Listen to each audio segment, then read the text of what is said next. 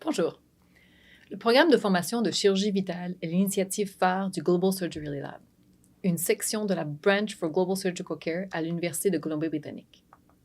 Je suis Émilie Yosh, chirurgienne traumatologue à l'Hôpital général de Vancouver, et ma collègue est Sharza Joharifar, chirurgienne pédiatrique à l'Hôpital pour enfants de la Colombie-Britannique. En plus de notre travail clinique au Canada, nous avons toutes les deux une vaste expérience en tant que chirurgienne dans les environnements à faibles ressources, principalement avec Médecins sans frontières. Ensemble, nous dirigeons le Global Surgery Lab et le programme de formation Chirurgie Vitale. ChirVital est un programme de formation chirurgicale de type Task Sharing, créé pour les environnements à faibles ressources. Le concept de Task Sharing est une solution innovatrice qui peut nous permettre de régler les problèmes de pénurie de manœuvres chirurgicales. En termes généraux, le Task Sharing implique de former des médecins non spécialistes en chirurgie de base, de manière à ce qu'ils puissent offrir des soins chirurgicaux essentiels, en particulier dans les zones rurales et éloignées. Le concept de task sharing représente une approche assez récente, mais plusieurs programmes ont déjà démontré des résultats très positifs. Un exemple bien documenté est le programme de formation Kappa Care lancé en 2011 en Sierra Leone. Les diplômés de ce programme de formation de 3 ans sont reconnus par le ministère de la Santé sierra-léonais. Une étude a par ailleurs démontré que, pour certaines procédures, les médecins formés par Kappa Care avaient des résultats chirurgicaux supérieurs à ceux de chirurgiens spécialistes. Nos expériences en tant que chirurgiennes dans des contextes de conflit et post-conflit en Afrique subsaharienne nous ont inspirés à créer le programme de formation ChirVital. Après plusieurs missions en Afrique subsaharienne, nous nous sommes rendus compte que les services que nous rendions à la population n'étaient pas durables, car nous ne formions pas les médecins locaux à faire des gestes chirurgicaux. ChirVital est né de ce désir d'améliorer les soins chirurgicaux localement et à long terme, même après le départ de MSF. Le programme de ChirVital enseigne aux médecins non spécialistes les compétences chirurgicales essentielles dans des endroits où il y a peu ou pas de chirurgiens. Grâce à cette formation, nous espérons contribuer à combler l'écart en matière des soins chirurgicaux dans les déserts médicaux. L'objectif du programme de formation ChirVital est de permettre aux médecins locaux de fournir des soins chirurgicaux dans leur communauté, avec les ressources existantes dans leur environnement. À la fin du programme de formation ChirVital, les stagiaires auront acquis une maîtrise du diagnostic clinique et de la gestion opératoire et non opératoire des pathologies chirurgicales les plus fréquentes dans leurs environnements. Ils développeront également des compétences en leadership, leur donnant des outils de communication efficaces et de gestion de crise, et apprendront à devenir des porte-parole pour leurs patients. Ils seront capables d'analyser de manière critique des cas chirurgicaux en tenant compte des contraintes de leur environnement et des principes éthiques.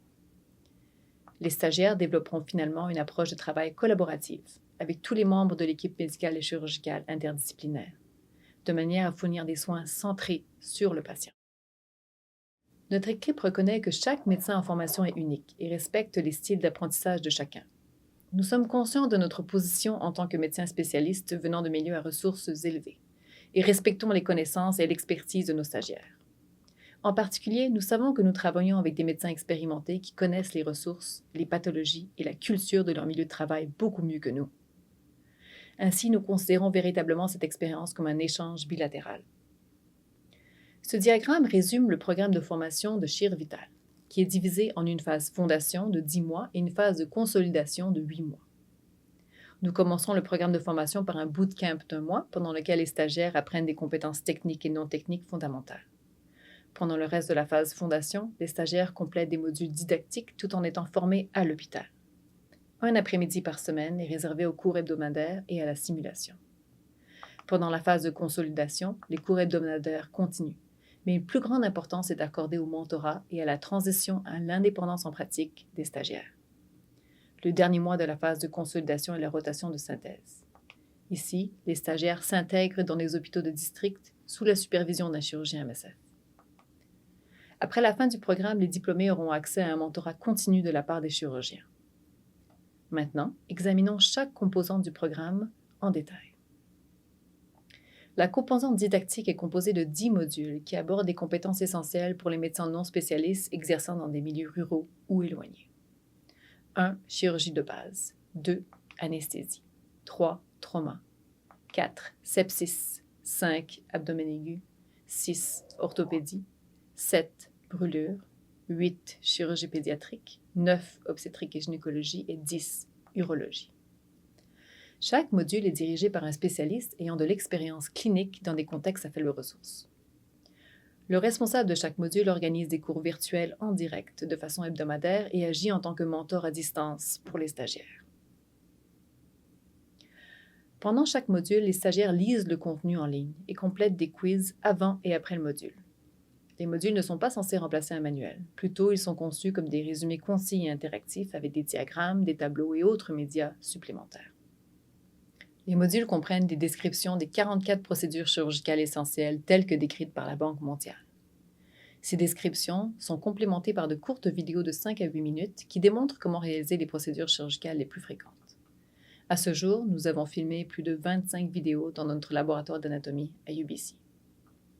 Les cours hebdomadaires sont conçus pour offrir aux médecins en formation l'opportunité de discuter de cas, de poser des questions sur le contenu des modules et d'apprendre des experts en la matière.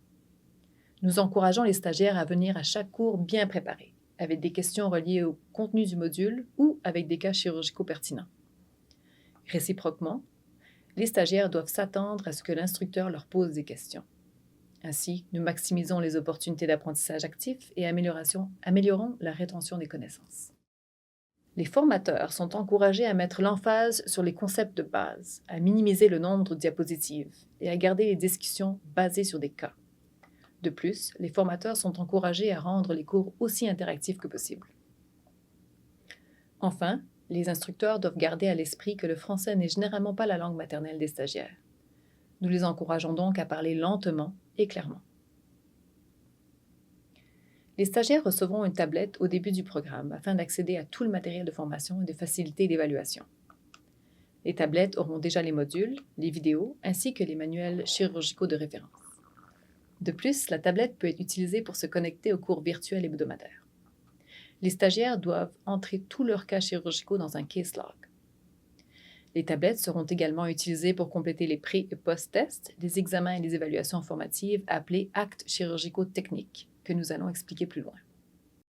La composante pratique consiste en une formation pratique et des simulations virtuelles et sur place. Les stagiaires font des stages à travers différents départements de l'hôpital ou dans un hôpital partenaire afin de garantir une exposition à toutes les spécialités pertinentes. Le programme de chirurgie vitale est fondé sur la formation médicale par conception, une nouvelle méthode de formation et d'évaluation des médecins qui a été mise en œuvre à travers le monde. La clé de voûte de cette approche est l'évaluation des actes chirurgicaux techniques et non techniques, appelés ACT ou ACT, qui sont les activités clés que les diplômés d'un programme de formation doivent être capables d'exécuter de manière autonome. Il est important de noter que les ACT comprennent à la fois des compétences techniques et non techniques. Avec nos partenaires, nous avons conçu 63 ACT pour le programme de chirurgie vitale. Les stagiaires sont régulièrement évalués par leur superviseur sur la base des actes. Ici, vous pouvez voir la docteure Anna, une obstétricienne MSF, évaluant le docteur Joseph, un stagiaire sud-soudanais, après avoir réalisé une intervention chirurgicale. Comme vous pouvez le voir sur la photo, l'évaluation se fait à l'aide d'un formulaire en ligne sur une tablette, ce qui facilite le suivi et l'évaluation. Nous allons maintenant vous présenter un exemple d'ACT, l'appendectomie. Comme vous pouvez le voir, nous avons distillé la procédure en 6 étapes critiques. Pour chaque étape, l'évaluateur déterminera si le stagiaire a bien atteint le jalon. La pièce maîtresse de l'ACT est d'évaluer la performance globale du stagiaire sur une échelle standardisée de 5 points. 1. Je devais le faire moi-même. 2. Je devais lui expliquer toutes les étapes. 3. Je devais le guider de temps en temps. 4. Je devais être là au cas où. Et 5. Je n'avais pas besoin d'être là. Nous trouvons que c'est une manière rapide et efficace pour les chirurgiens formateurs d'évaluer les stagiaires. En tant que stagiaire, votre responsabilité est de demander un ACT à votre chirurgien superviseur immédiatement après avoir complété une procédure chirurgicale. En étant proactif, vous veillerez à ce que votre superviseur vous fournisse des commentaires constructifs sur votre performance, en temps opportun.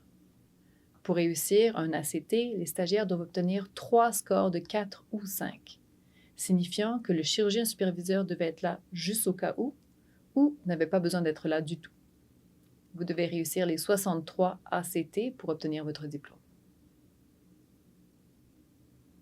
En tant que formateur, votre responsabilité est d'encourager les apprenants à compléter les ACT après avoir réalisé une procédure chirurgicale.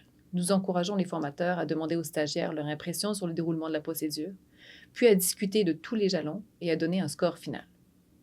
Vous serez également invité à entrer les commentaires en texte libre sur le formulaire de l'acte, ce qui sera utile pour le comité de compétences.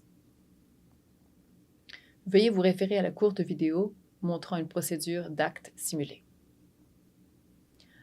En plus des ACT, la compétence est également mesurée par des case logs, des pré- et post-tests pour chaque module, ainsi que des examens écrits et oraux réguliers. Les stagiaires sont tenus de comptabiliser chaque procédure chirurgicale à laquelle ils participent pendant la durée du programme de formation de 18 mois. Cela nous permet d'évaluer le volume et la diversité des procédures, d'identifier les lacunes tôt et de corriger le tir si nécessaire.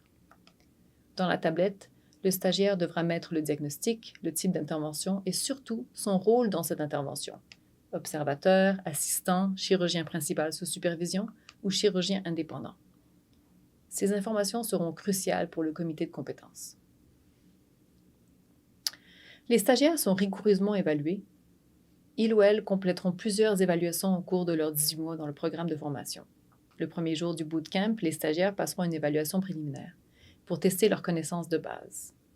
Les résultats de cet examen établiront une base et l'aideront à identifier toute lacune pouvant affecter la réussite du programme. Tout au long du programme, les médecins en formation compléteront des pré- et post-tests pour chaque module. À mi-parcours, les stagiaires participeront à une évaluation intermédiaire et à la fin du programme, ils compléteront un examen final oral et écrit.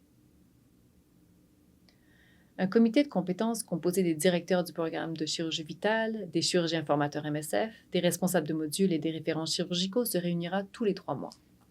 Les réunions du comité de compétences évaluent la progression des stagiaires en compilant les résultats des tests et des examens, les case logs, les ACT et les retours des formateurs chirurgicaux sur place. À la fin de chacune de ces réunions, le comité décidera si le stagiaire est sur la bonne voie ou si il ou elle a besoin de remédiation dans certains aspects. Le responsable du comité de compétences rencontrera ensuite les stagiaires individuellement pour leur donner un retour sur leur performance.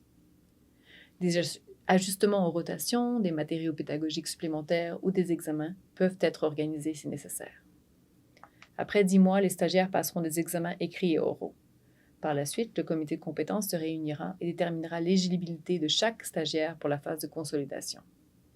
À la fin des 18 mois, les stagiaires passeront des examens finaux oraux et écrits et le comité de compétences se réunira une dernière fois pour une évaluation finale. Les candidats et candidates ayant réussi toutes les exigences du programme recevront un certificat et commenceront à pratiquer en tant que médecin chirurgien. Merci pour votre attention et votre soutien. Pour plus d'informations, veuillez nous contacter, visiter notre site web ou nous suivre sur les réseaux sociaux. Nous nous réjouissons de travailler avec vous.